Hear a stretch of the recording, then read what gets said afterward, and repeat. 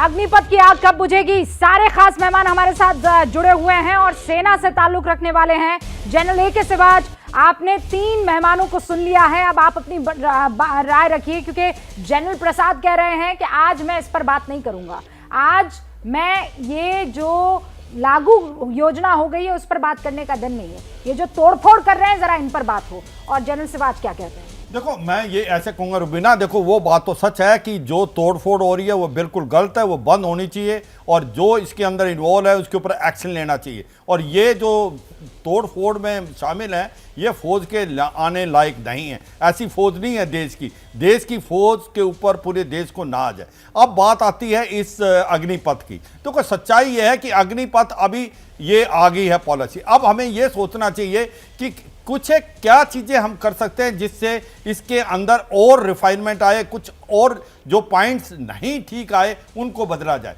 जैसे हम शुरू से बता रहे हैं कि 3 पॉइंट है। एक तो सच्चाई ये है कि जब ये 4 साल पूरे कर देंगे तो इनके मन में शंका है और डर है कि इनका क्या होगा, क्योंकि जब ये बाहर चले जाएंगे और 12 लाख के करीब इनको पैसा मिलेगा, ये समझना इनको जॉब मिलेगी वो मुझे नहीं लगता आसान है। मैं टेरिटोरियल आर्मी का हेड रह चुका हूं, जहां पर 2 महीने के लिए फौज में आता है और 10 महीने वो करता है जो कि वहां एम्प्लॉयड है या सेल्फ एम्प्लॉयड है, किसी के पास जॉब नहीं, वो सब के सब गांव में जाते हैं। तो कहने का मतलब ये है कि ये जो 4 साल के बाद जवान हैं इनको आप सेंट्रल आर्मड पुलिस फोर्स में लेटरल ऑब्जेक्शन करें। आज ये दे दिया एमएचए ने कि हम इनको प्रेफरेंस देंगे। मैं ये कहता हूं प्रेफरेंस की बजाय कोई ना कोई यकीन, कोई ना कोई राइटिंग में दिया जाना चाहिए। इनकी लेटरल ऑब्जेक्शन होनी चाहिए। ये मोटिवेटेड है, डेडिकेटेड है, लॉयल है, ये ट्रेन है, इनके ऊपर पैसा खर्च करना नहीं पड़ेगा। दूसरा पॉइंट, जो जवान अभी आपके इसके अंदर अग्निवीर हैं,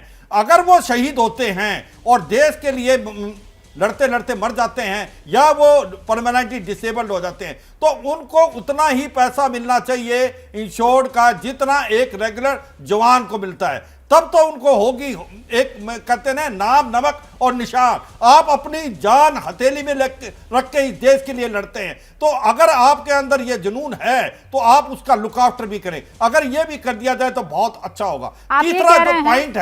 तीसरा जो पॉइंट है वो भी गवर्नमेंट ने मान लिया कि 2 साल जो भर्ती नहीं हुई थी उसके लिए आप रिलैक्सेशन दे 2 साल के, वो भी पॉइंट माना, वो बिल्कुल ठीक है। मैं ये कहता हूं इसके अंदर रिफाइनमेंट लाएं, जो भी चीजें बढ़ोतरी हो सकती है वो लाएं कि ये पॉलिसी अच्छी हो जाए। ये कहना अभी तो ठीक है, मैं भी समझता हूं कि इसके अंदर ये जो खामियां हैं उससे काफी घबराहट पैदा होती है। और एक आप ये कह रहे हैं लूप अगर इनको जॉब नहीं मिलती, जनरल सिवाच आप ये कह रहे हैं लूप होल्स हैं, लेकिन नीयत अच्छी है, नीति अच्छी है, कुछ चीजें बदल जानी चाहिए। जनरल प्रसाद, बस just give me, allow me 2 minutes sir, मेरे 2 और मेहमान और फिर मैं आपके पास आती हूँ। General Prasad, if you allow me 2 more people and then I'll come to you sir. General JP Singh, आप क्या कहते हैं? First of all, we all condemn this violence. This is not to be there. जी sir. And we all condemn it. Secondly, if you noticed in the morning, since morning मैं देख रहा हूँ ये टीवी के ऊपर जो लोग वायलेंस कर रहे हैं तेलंगाना में, देखिए आप, सबका उम्र 30 से 35 साल है। कोई आदमी उसमें फौज के आने के एलिजिबल ही नहीं है। कोई 20, 21, 22 साल का, 18 साल का बच्चा आपने देखा है जो वायलेंस कर रहा है वहाँ पर? कोई भी नहीं है। सारे के सारे ये बड़े लोग हैं और पॉलिटिकली मोटिवेटेड है। अपोजिशन है, उन्होंने अपना काम कर रहा है, वो कर रहे हैं। पर let's come down to this Agnipath. Agnipath को मेरे हिसाब से 2 पार्ट में हम इसको बांट सकते हैं। ठीक है। पहले इन लोगों का utility in the defence services, secondly post retirement utility in the civic services. Defence services में क्या है, 4 साल हैं सर, वी नो इट। 4 साल में 1 साल छुट्टी जाएंगे ये लोग, 6 महीने ट्रेनिंग करेंगे, बच गए 2.5 साल। कोई कोर्स नहीं करेंगे, कुछ नहीं करेंगे। यूटिलिटी कहाँ है इनका? ये लोग टेक्निकल आर्म्स, टेक्निकल सर्विसेज में, ईएमई में, जहाँ आर्टिलरी में या एयर डिफेंस में नहीं जा सकते, वहाँ पर ईएमई रडार रिपेयर करने, एयरक्राफ्ट रिपेयर करने, 2.5 साल में क्या सीख लेंगे आप? फाइनली कहाँ जाएंगे ये लोग? They will go to finally on the border to the infantry. Infantry is no more a normal arm these days. It is also become technical. So the point is that these people, it's too less a time to train them. 2.5 years is too less a time.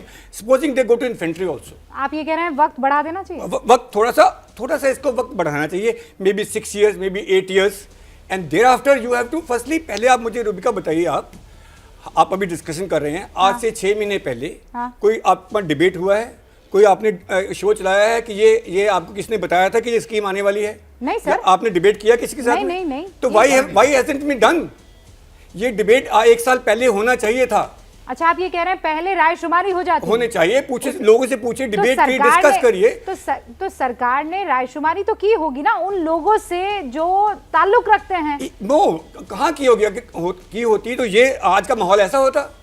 आप कह रहे हैं रायशुमारी नहीं की? नहीं, वो बोले army commander से अभी जो आर्मी सर्विस में है ना, कर्नल दानवीर, they can't say।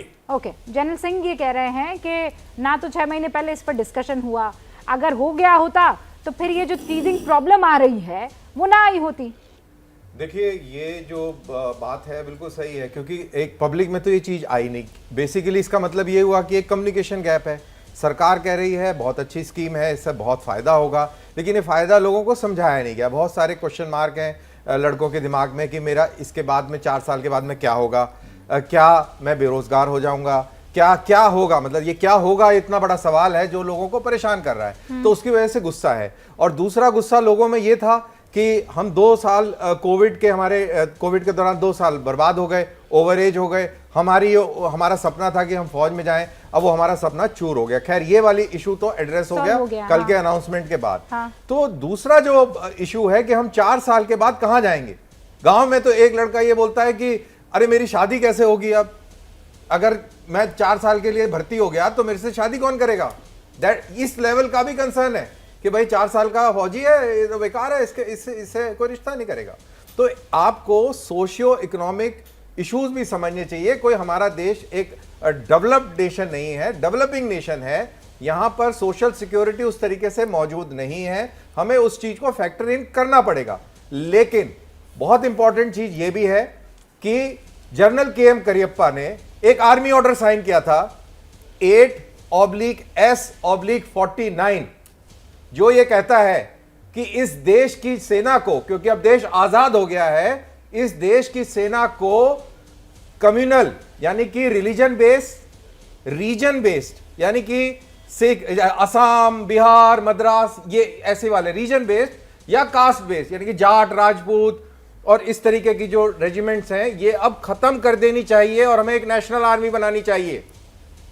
ये जनरल के.एम. करियप्पा का 1949 का आर्मी ऑर्डर साइंड है ये, और उसी की तर्ज पर ये कार्रवाई हुई है। लेकिन अभी तक इस चीज को हम पीछे धकेलते रहे। तो इस पूरी जो अग्निपथ का जो एक और जो इशू है जो एड्रेस हो रहा है, वो इस देश की सेना को नेशनल आर्मी बनाने की योजना है, ना कि उसको छोटे छोटे कंपार्टमेंट में जैसे अंग्रेजों ने बांट के रखा था कि अगर सिख भड़क जाएं तो उन पे राजपूत लागू कर दें, राजपूत भड़क जाएं तो उन पे जाट भिड़वा दें और एक दूसरे को काबू रखें। सो कर्नल सिंह, अगर अंग्रेजों के टाइम में ये नेशनल आर्मी बन जाती तो ये डायरेक्टली स्वतंत्रता संग्राम में कूद पड़ते। नहीं, तो मैं इसको थोड़ा आसान भाषा में समझूं तो आप ये कह रहे हैं ये दूरदर्शी योजना है? बिल्कुल है। ठीक है, ओके। जनरल सिवाज कुछ कहना चाह रहे हैं। जनरल सिवाज, और देखो, मैं तो यही कह रहा था कि जो पॉइंट बताया कि एक रेजिमेंटेशन का, उसका एक अपना पहलू भी है। ये भी समझना पड़ेगा, जो ये रेजिमेंट हैं, जैसे जाट है, राजपूत है, कुमाऊं है और आपके जैकरिफ हैं, ये रीजन बेस्ड थी, रिलीजन बेस्ड थी और कास्ट बेस्ड थी। इनके भी अपनी खूबियां थी। ये 20 से 25% ही हैं। इनका एक हिस्ट्री है, इनके एक इथोस है।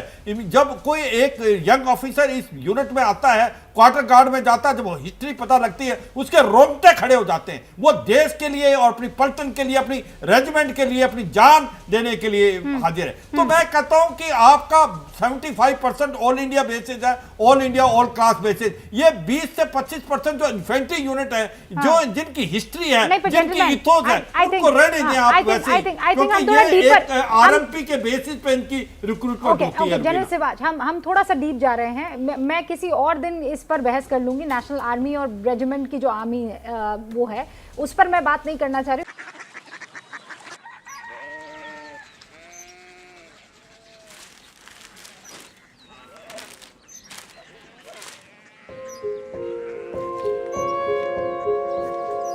बाबा बाबा, उड़िया सिटी জানি না।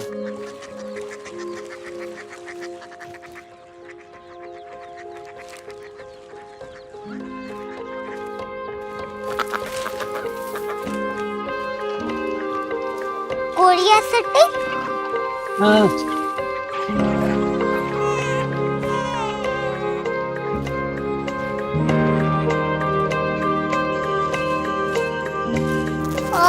कोरिया सिटी कहाँ पे है? शहर अंग्रेजी लगे हैं।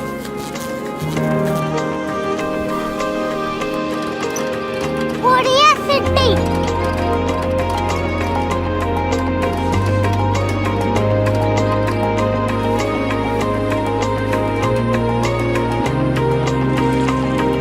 वो बहुत दूर है।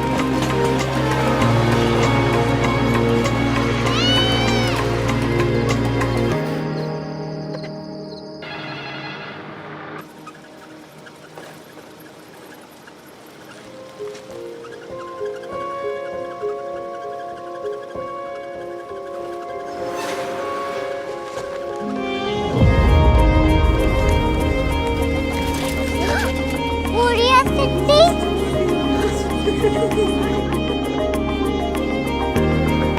दुनिया को बोलना नहीं। कुछ लोग बड़े होते हैं। कोरिया सिटी कहाँ है? प्रोफेसर साहब को पता होगा। हो, ये छोटा वाला ग्लोब लगता है और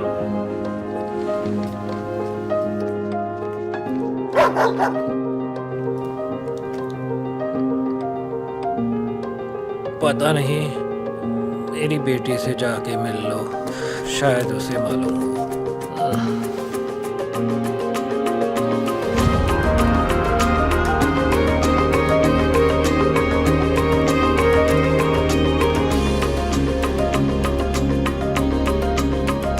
हाय, बाबा ने भेजा है। Come here. Korea city. Korea city नहीं, क्यूरियोसिटी। वो क्या? That's what brought you here. जो तुम्हें यहाँ तक ले आया।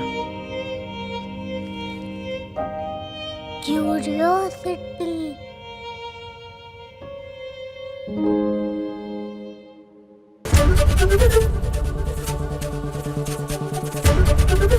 एबीपी न्यूज आपको रखे आगे।